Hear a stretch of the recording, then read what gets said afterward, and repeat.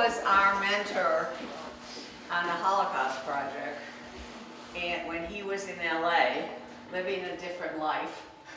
And he was very kind to us as we started our journey and knew nothing. Michael is a scholar who was running a Survivor Holocaust Museum in LA when we met him. He also wrote, in addition to advising us, he also wrote the Holocaust Project study guide that Through the Flower gives out free. Gwen! Oh my God! To school children. I'm sorry, David. I mean, we have a lot of friends here. I just didn't expect to see our former primary care doctor, who we continue to miss. Anyway, one of the things that's interesting about Michael is that he wrote a book about the Ukraine and the Holocaust. And as everybody knows who knows anything about the Holocaust, the Ukrainians were incredibly complicit in the murder of the Jews. Well, here we are in a situation that attests to the complexity of history, because now the Ukraine is the victim of aggression and has a Jewish president. Yes. So Michael, I'm sure, will have a lot to say that will be of interest to you. We decided to mount this exhibition because as the years have gone by since we did the Holocaust Project, it has become increasingly relevant. At the time we did it, we actually were trying to bridge what was an enormous gap between the contemporary art world and the Jewish community. In the Jewish community, we were told many times that they were Holocausted out. But in the art community, if you walked into most contemporary art museums then and now, you'd never even know the Holocaust existed or happened. And the Holocaust Project had a tumultuous reception. It was rejected by the art community, embraced by survivors, which made us happy, because one of the things Donald and I set out to do was to ensure that it was true to the survivor community. But slowly, over the years, work from the Holocaust Project is beginning to be exhibited as we see the legacy of genocide that preceded the Holocaust and is not as well known, maybe, but has certainly continued after the Holocaust. And I'm sure, as I said, that Michael will have quite a bit to tell us. He also, like us, expanded his views, because he also worked in an organization that helped torture victims. And I mean, he's had a big career as a scholar and as a humanist. Studying just one Nazi camp reveals that the statement, "it takes a village," can be applied to a village of evil. Take the death camp Treblinka, which at its peak processed between 10,000 and 20,000 people a day. In total, about 800,000 men, women, and children were murdered there. What sort of infrastructure, technology, personnel did it take to kill that many people? How many architects worked on the design of the camp? How many bricklayers, carpenters, and painters were involved in constructing the chambers, the barracks, the repair shops, the offices, and other structures of this 42-acre site? How many lawyers were involved in drafting and reviewing legal documents? How many people were responsible for building and maintaining the gas chambers, the barracks, and the cremation pyres? How many engineers worked on the gas chambers blueprints, which required special airtight doors and ventilation system? What company made the galvanized walls that lined the gas chambers? Who maintained the engine and the generator that sent the carbon monoxide into the chambers? And who were all these people, their names, and their fate after the war? The train system alone boggles the mind. 130,000 freight trains carried Jews and other victims across Europe to death camps and labor camps. 500,000 civil servants, twice the number of other employees in Nazi Germany, were responsible for billing the SS, figuring out the routes, scheduling the departures and the returns, maintaining the tracks, loading and sealing the cars, and cleaning them after they deliver their human freight.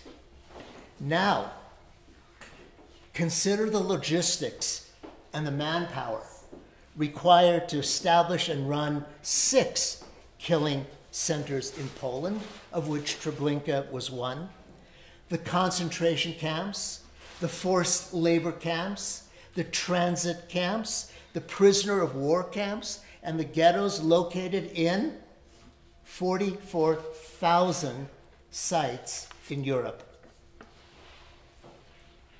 As the historian Raoul Hilberg taught us, the lawyers, engineers, architects, chemists, and clerks were not part of the ideological vanguard.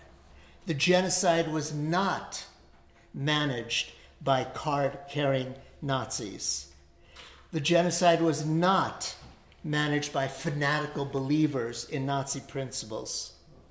Government and private sector bureaucrats simply applied their expertise to the problem at hand, namely how to move and kill millions of people spread across a huge geographic area. When you deconstruct the Holocaust to its details, you see that the tasks and the people carrying them out were actually very normal, very ordinary. In each agency, in each department, in each office, and every clerk, every manager was asked to do what they did on a daily basis.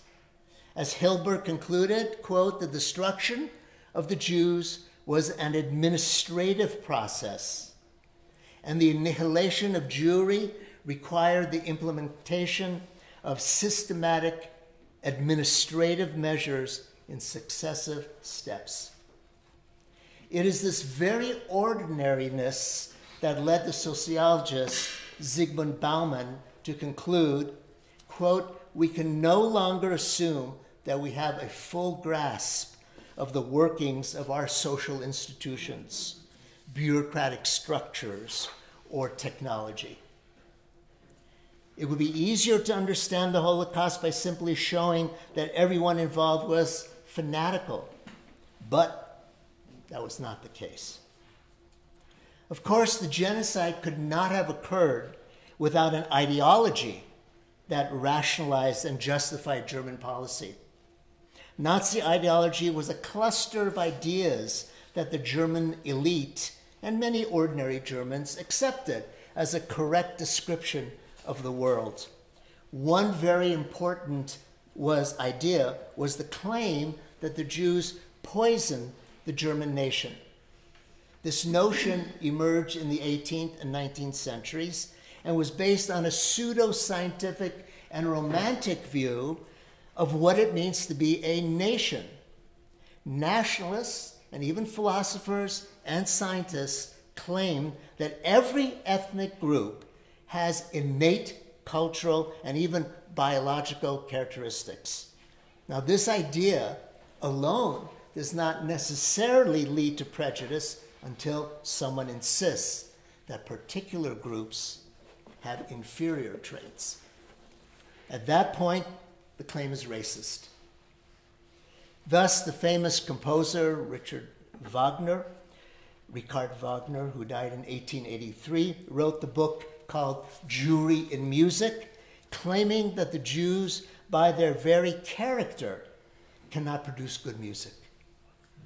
The Nazis claimed that Jews actually polluted German culture, and if not eliminated, they would dilute the German gene pool through intermarriage. When the Nazis came to power, they promulgated measures known as the Nuremberg Laws that were meant to separate Jews from Aryan Germans. The Blood Protection Law, as it was called, aimed to guard Germany against what the Nazis called racial pollution. Jews were not allowed to marry or have sexual relationships with Germans. But the mass killing based on racial criteria occurred in Germany even before the Holocaust. And Jews were not the targets. The law for the protection of genetic health of the German people, called the Marital Health Law, required Aryan German couples who wished to marry to visit doctors to determine whether the marriage would result in racial damage. The Marital Health Law outlawed marriages between individuals regarded as suffering from genetic infirmities like epilepsy and mentally ill. In 1939, this is before the Holocaust, the Nazis took a bolder step and initiated legalized medical killings. This policy was put into place, as I mentioned, before the Holocaust and was primarily directed at German citizens. Between 70,000 and 90,000 German citizens were killed in euthanasia stations equipped with carbon monoxide gas. Despite its basis in law, the euthanasia program was kept relatively secret. The hospitals employed for killing victims belonged to the normal state-sponsored institutions of public health. The entire program appeared to be merely business as usual. But not everyone was fooled. The program ended in mid-1942 after mounting pressure from German churches and families who sensed the truth hidden behind the jargon of doctors and hospital administrators. The government simply changed the program's name and shifted its focus to other victims, mainly concentration camp inmates too weak or too bothersome to be kept alive. These programs were direct precursors of the Holocaust.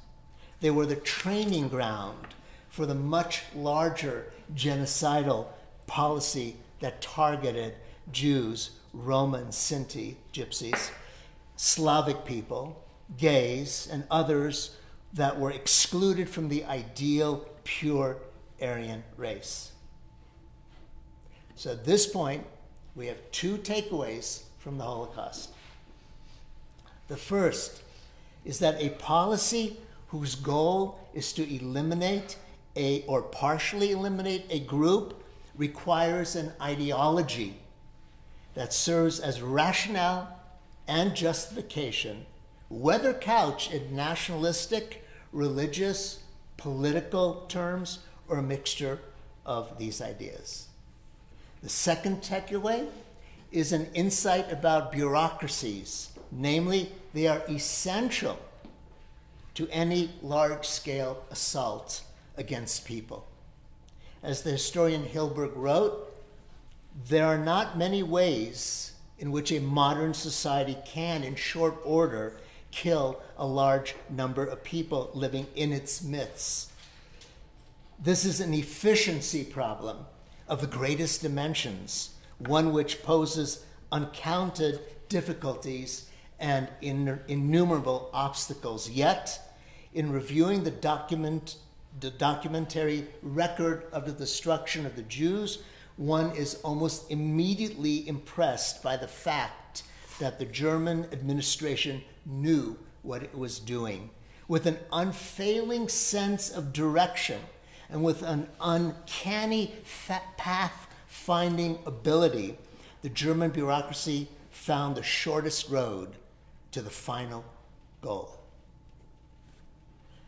The philosopher Elaine Scarry suggests another factor that gives license to cause harm. She calls it the difficulty of imagining other people.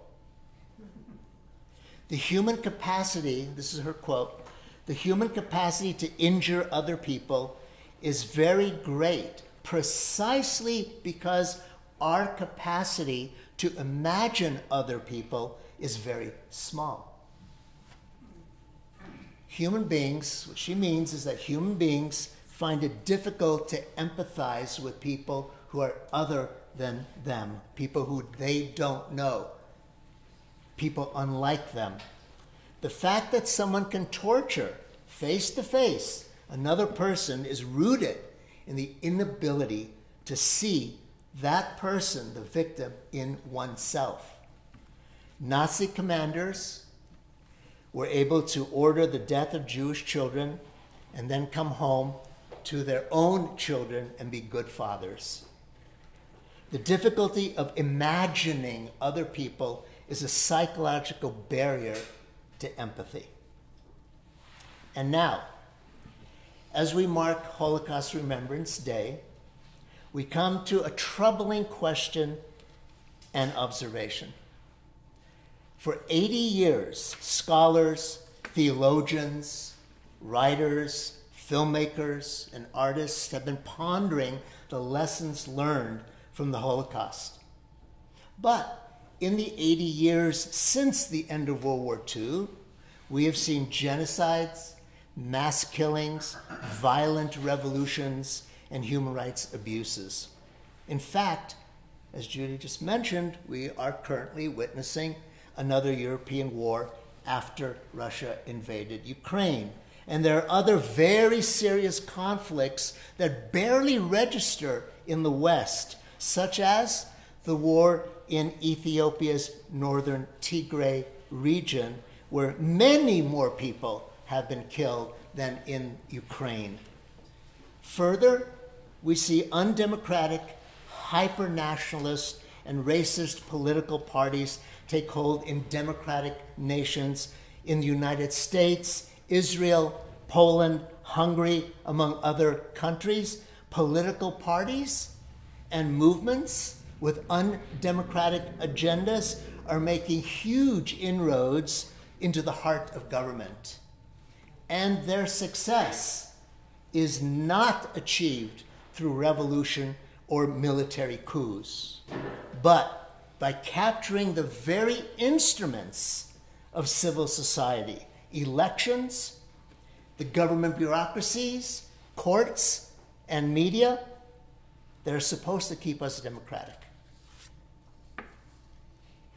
So, given the state of the world, is there anything we can regard as a positive achievement?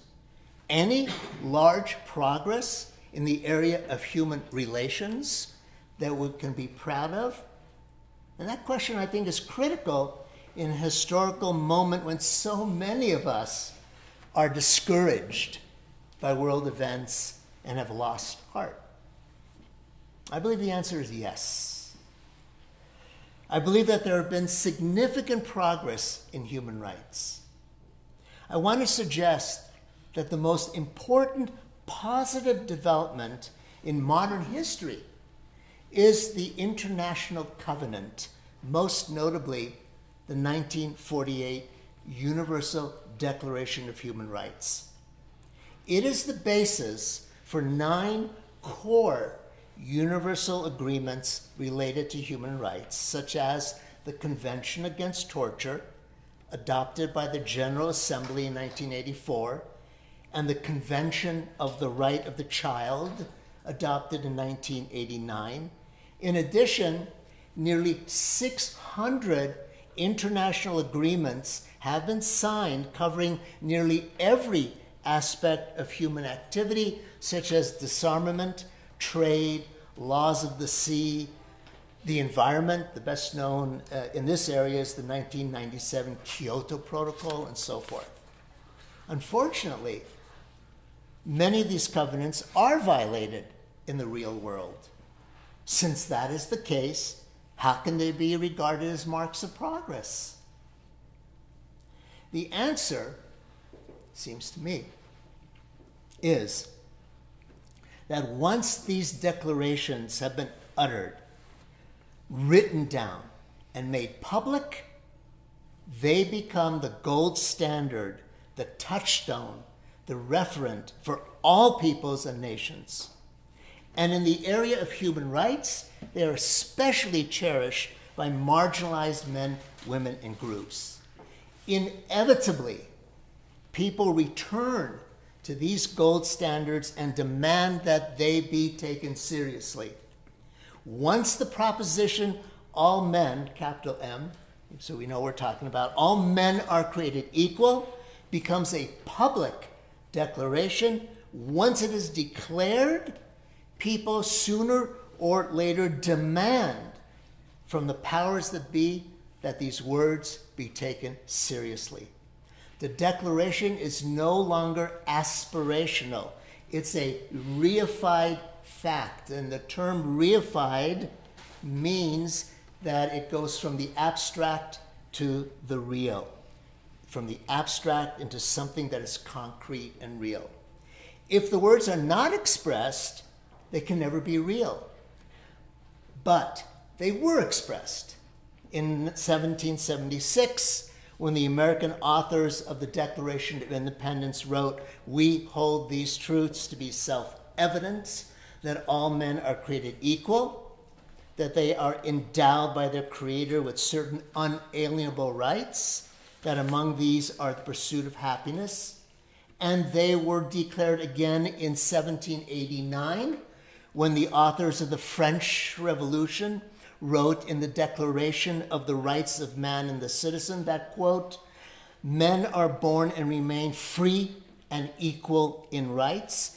And they were declared again in 1948 when the United Nations declared in the Universal Declaration of Human Rights that, quote, "All human beings are born free and equal in dignity and rights." These declarations in their various forms were bequeathed and now belong to us, to all of humanity. Of course, there will be discussions about what these declarations mean and how best to implement them. And there will be forces that attempt to suppress the ideas embedded in them. Nevertheless, advocates and detractors alike will inevitably have to deal with them. These fundamental declarations give individuals, groups, and nations some measure of authority from an outside gold standard. This is progress and a positive achievement in human history.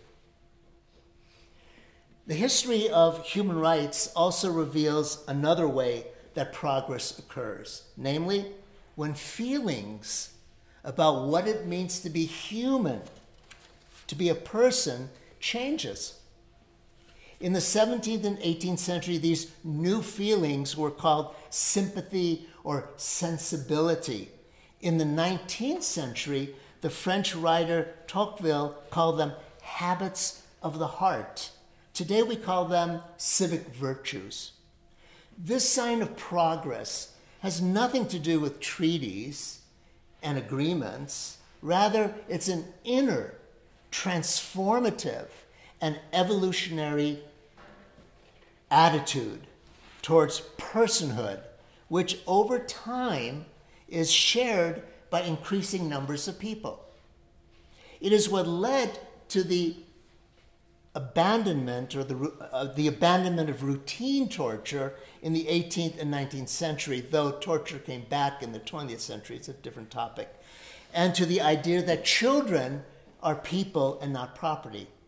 As the historian Lynn Hunt put it, quote, "The history of human rights shows that rights are best defended in the end by the feelings, convictions, and actions of multitudes of individuals who demand responses that accord with their inner sense of courage or an outrage. A teacher once told me that she hesitated to teach the Holocaust because she was concerned that her students would feel rage and anger. She missed the point that outrage and indignation are the doors that open us to moral feelings and to action. So, I want to ask and suggest how we can deepen our habits of the heart. Is it possible, really, to teach civic virtue? What concrete steps can we take to implement durable democratic values, at least here in the United States? Let me offer 3 specific suggestions. 1, if indeed it is difficult to imagine the other, then we need to build strong competency in understanding the other. Cultural sensitivity is not the same as cultural competence. Sensitivity has to do with respect. Cultural competency is understanding the values and behavior of people that are different than us and finding ways to communicate effectively and appropriately. We need to understand these differences in order to forge a deeper relationship. Literature, travel, living in another country, learning another language, and certainly working with others are some of the paths to imagining other people. 2, we need to develop a strong ethical personality in children. Educators and educational psychologists should develop pedagogic methodologies that deepen how children look at and resolve moral conflicts.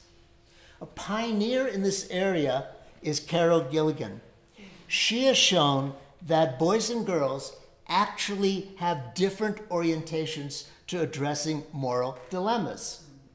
In the preface to the book Mapping the Moral Domain, she recounts the following story taken from a newspaper article in Memphis. Quote, children had been asked to write essays on how to improve their city. And the journalist noted a difference between essays written by boys and by girls. To the boys, improving the city meant urban renewal, as we generally conceive it, more parks, new buildings, renovations, better streets, more lighting.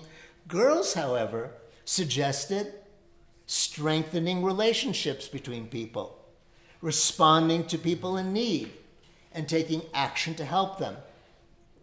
Gilligan calls these 2 moral orientations the justice perspective, focusing on justice and rights, and the care perspective, focusing on care and response. She argues that both are needed to form a morally mature person. Thus, one half of what it means to think morally is a commitment to justice and universalism. The other half emphasizes character, how we respond to injustice. Parents and teachers need to invest time to cultivate the moral personality. Her intention is not to reduce boys and girls to certain essential differences. Rather, she concludes that we need 2 approaches for moral reasoning. Now, I want to say that we should not be afraid of the word moral just because the term is utilized by religious fundamentalists, radical conservatives, or because it's a contested term. Nor should we regard moral education as coercing children into obedience or some nebulous call for improvement. As the moral philosopher Susan Neiman notes, the consequence of our reluctance to speak about morals is that we advocate for none. And we end up abdicating the discussion to the right, capital R. We all remember the conservative movement in the 1980s that called itself the moral majority. It was a brilliant PR move. If they are the moral majority, what are we? The immoral majority? Neiman concludes that what the left lacks isn't values, but a standpoint from which all these values make sense and a language in which to defend them. 3, whenever we teach social justice, it should be accompanied by civic engagement, by service, community service. Talking about justice, rights, and caring remain abstract until students actually work or volunteer in some sort of social service capacity. Civic engagement is critical for understanding the other and for putting political and moral concepts into action and practice. Service is an opportunity to analyze the social problem, investigate its origin, manifestations, an opportunity to strategize and implement solutions. Social justice education that results in activism, when students become allies rather than bystanders to marginalized, voiceless, and underrepresented people and groups in their community. A practical interest in local concerns can be the starting point for students to engage with civil and human rights concepts and current issues of justice. In 2012, in a sociology class in San Jose State University on social action, they decided to champion the minimum wage cause. Starting from scratch, they researched the problem, gathered interested students, approached unions for funding, lobbied the city council, and eventually gathered more than enough signatures to put a minimum wage proposal on the November 2012 ballot. It passed. They proved that knowledge in the service of social activism leads to meaningful change in society. In Albuquerque, the Amy Beale High School's logo is courage, scholarship, community. In its mission statement, the school says, Amy Beale encourages students and staff to develop lifelong habits of heart and mind to help us serve our community. So educating for democracy and ethical thinking requires subtlety, nuance, and time. Even if we're not professional educators, we can all become at least democracy promoters. What does this mean? It means demanding that our national, state, and local government and its bureaucracies be transparent and accountable. Transparency and accountability require the honest management of elections, a free and independent media that is diverse and offers minority and dissenting viewpoints. These are the minimum demands to ensure that bureaucracies work for the people and not for a particular political party or special interest. It means that we need to be on guard and reject claims of racial or ethnic superiority. We must be attentive to the othering of peoples.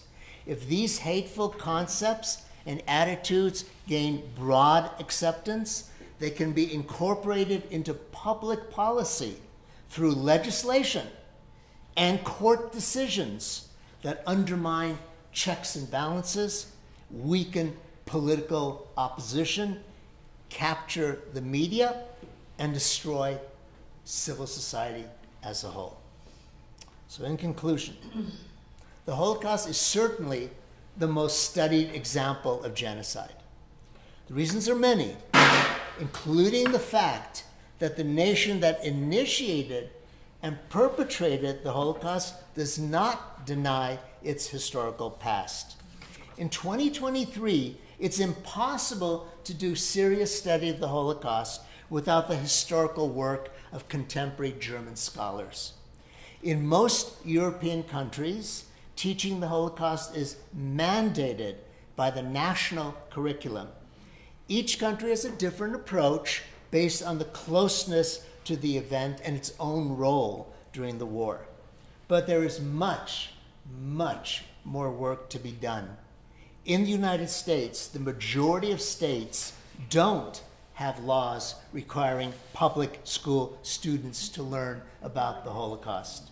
Nor do we present our children with a serious examination of the history of Native Americans, slavery, and the many structural ways in which these and other groups in the United States continue to be marginalized and disadvantaged.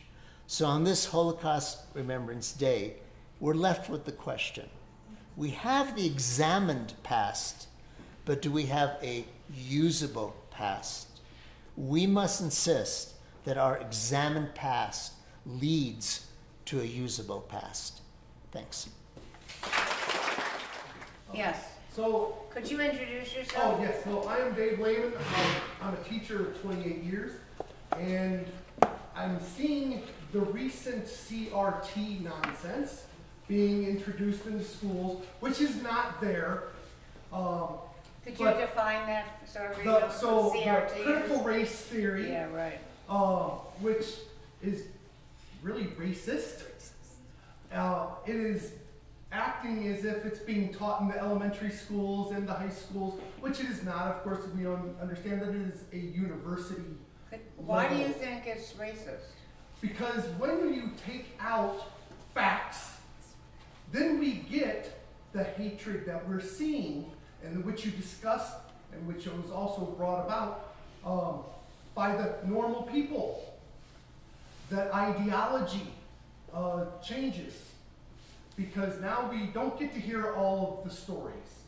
We don't get to hear all of the truths. We get to only get what is given to us, hand-selected to us. And as a teacher, I feel it's wrong, because now the students are not getting the facts. And that's why I brought my daughter, so she could understand what's going on with the Holocaust. What was the truth about the Holocaust? And these are happening through examples like yourself, through the art, through stories that you've been able to tell. And the more we learn about other cultures, then we start to have empathy. Yeah, but I don't think we can allow your idea that critical race theory is racist, It is racist. to go undiscussed. I think we need to hear some responses to that idea. David? My understanding that critical race theory came out of legal education, and that it has not much currency as a curriculum.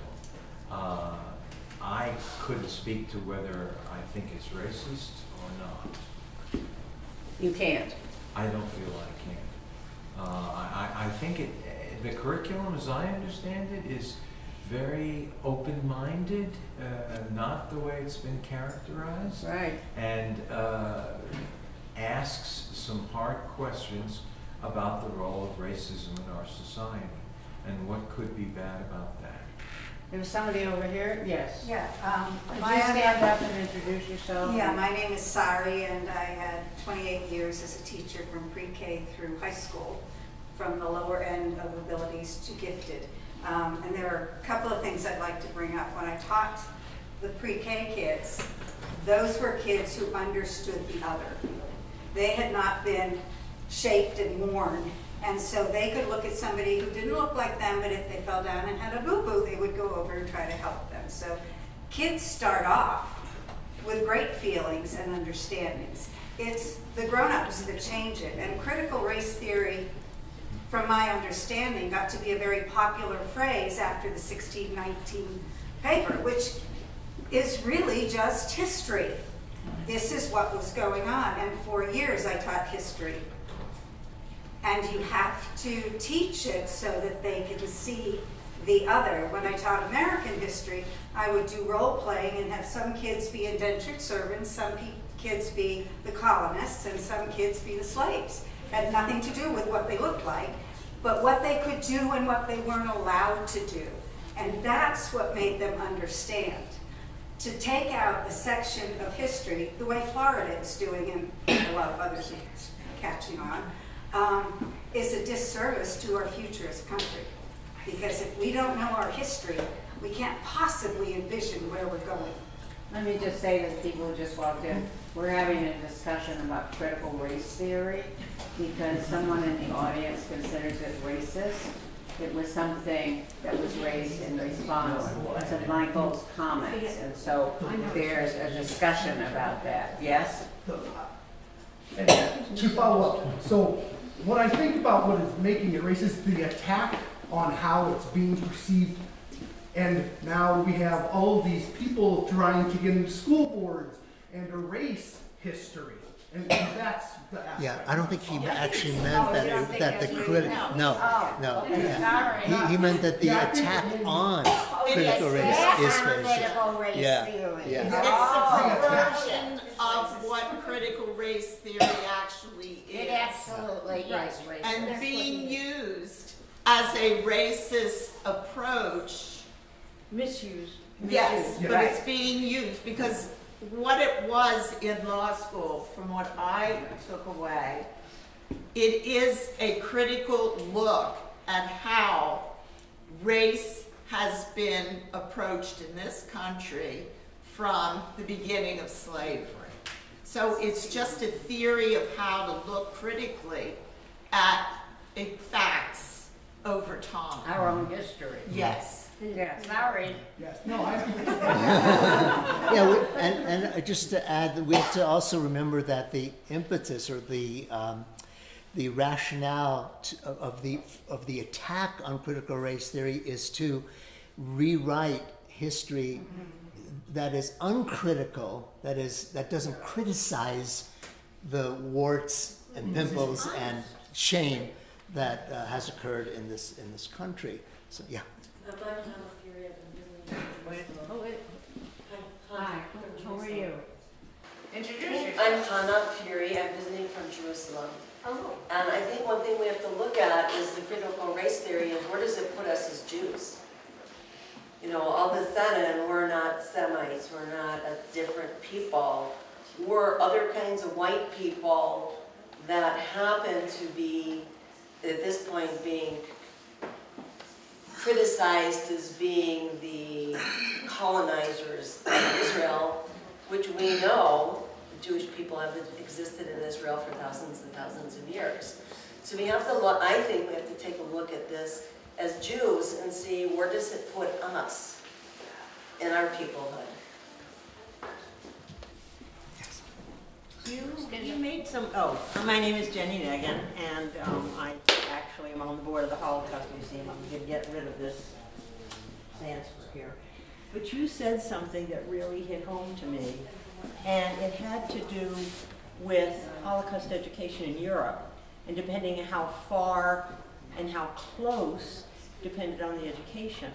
Then you made some comments about empathy, and I'm thinking about our country and how difficult at the Holocaust Museum we've had so much trouble trying to get legislature to mandate Holocaust education. But it's because we're so far away from it. So we have to develop an empathy for everything before we can be successful. It's very frustrating. Yeah, it's a tough issue that you bring up. I remember a teacher in LA who taught for LAUSD say to me, well, at a workshop, why would I teach about the Holocaust when my students, who are minority students, would be more concerned with issues and historical examples that are closer to home, Native American issues, black issues, and so forth. And that's actually quite a difficult challenge, and it's a legitimate question. So the only way I can answer it really then is as an educator, and that's why I mentioned that the reason the Holocaust is the most studied example of genocide is its documentation.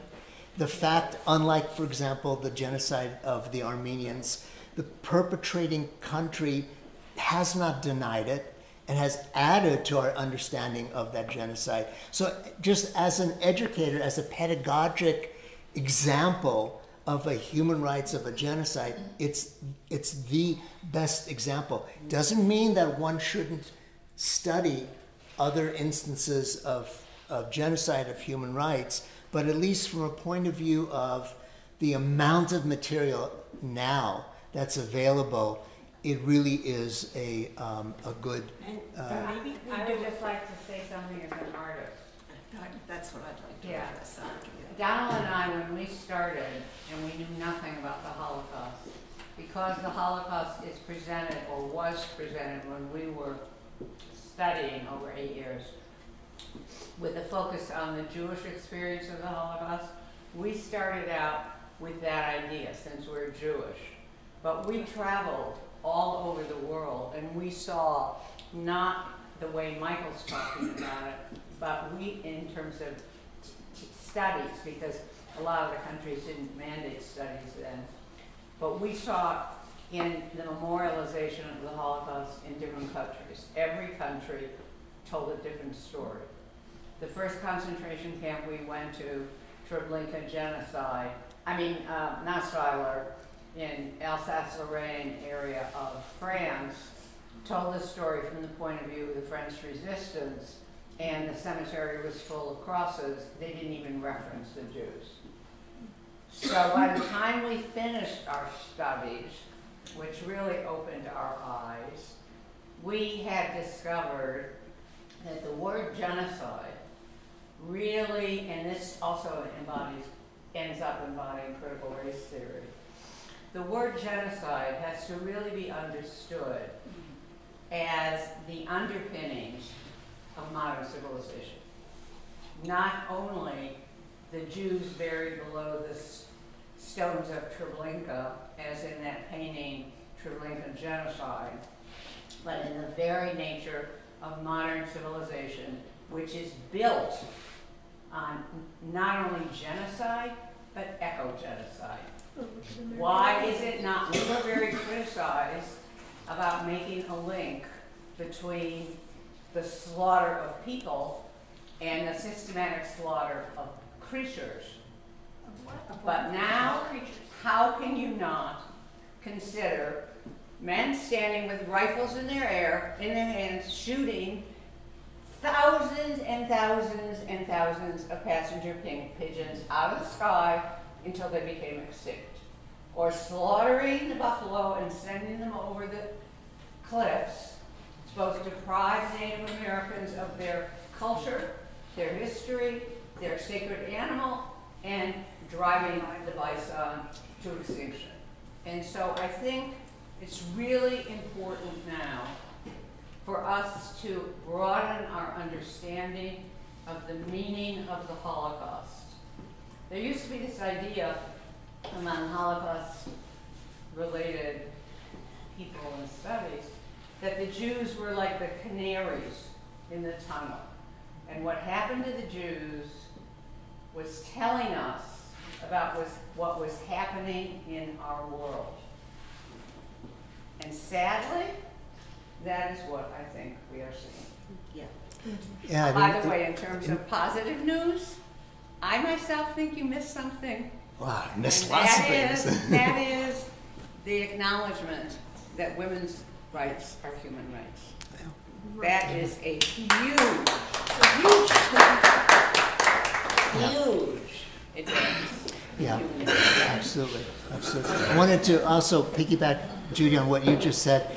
Just if you look linguistically, CIDE means killing. So suicide, self-killing, genocide, the killing of a genus.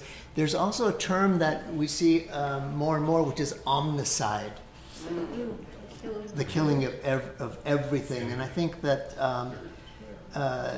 more and more people are thinking about the spectrum of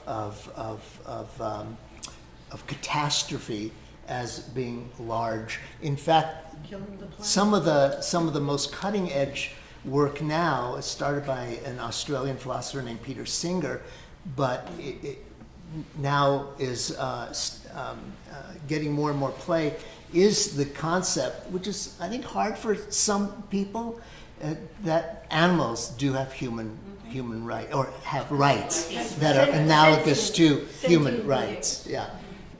So, question. Wait, let her, and then you go ahead. I think you didn't get a chance. My name is Jessica, and I work for a nonprofit that works with immigrants.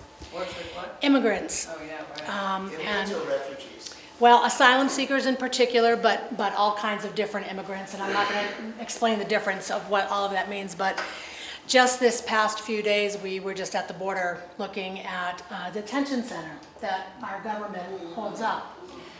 Detention as in prison, as in criminalizing a legal process of seeking asylum. And I was thinking, as you were speaking in the very beginning, and talking about all of the people that are building those, that built those places, and as we were looking at this being built before our very eyes, and all of the men and women and people working in these facilities, not understanding perhaps the larger picture of what they are actually participating in. And if they do understand it, God willing they don't, but if they do understand it, how do we as people, how do we change the narrative around immigration and around asylum seekers? How do we work towards a place where we as Jews know what this is like to immigrate, right? How do we create that compassion? How do we teach that? How do we do that for adults? I know you're speaking about educating children, but just changing the narratives in our own communities, in our own neighborhoods, in our own book clubs, in our own whatever group we belong to. How do we get people to talk about human beings? You know, one of the things that struck me is I asked a question about how many people were they able to have in this facility at one time. And the answer to me was, well, we can have such and such subjects, not people. Subjects. That was the answer, because that's the language that is used for all of the people that are working there. And so anyway, I just wanted to say that correlation for me in my personal life right here every day is really stark and awful.